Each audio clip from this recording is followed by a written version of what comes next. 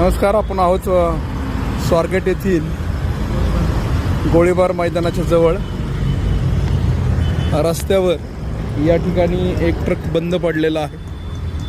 MH06 BW 3031 आणि हा कचरा वाहतूक करणारा हा मोठा ट्रक आहे आणि याच्यामध्ये क्षमतेपेक्षा जास्त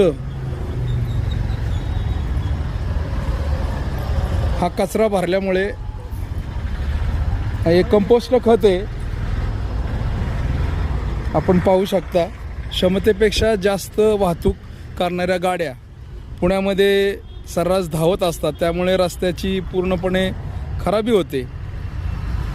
हा जो माल वाहतूक करणारा जो ट्रक आहे क्षमतेपेक्षा जास्त हे कंपोस्ट खत याच्यामध्ये घेऊन पुण्याच्या स्वारगेटच्या दिशेने निघाला होता, परंतु हा मोठ्या प्रमाणात याच्यामध्ये क्षमतेपेक्षा जास्त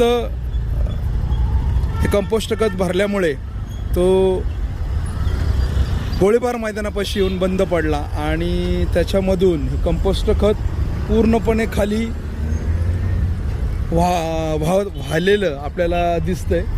त्यामुळे रस्त्यात नुकताच ग्रँड टूर जी स्पर्धा झाली यामध्ये हा रस्त्याची चकाकी आपल्याला दिसते. खूप सुंदर अशी चकाकी दिसते रोडला, परंतु या कंपोस्ट खत या रस्त्यावर पडल्यामुळे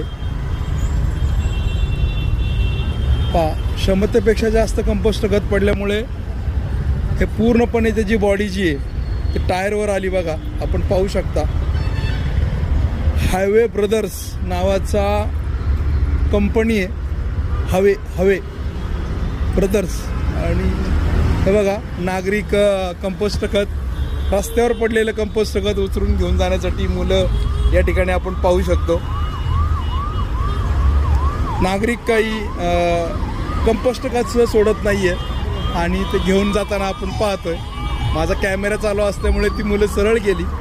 आपण पाहू शकता अशी बेजबाबदार वाहतूक केल्यामुळे पुणेकरांच्या जीवाला धोका निर्माण होतो. याकडे वाहतूक विभाग लक्ष देणार का, हा सवाल आता या ठिकाणी उपस्थित होतो.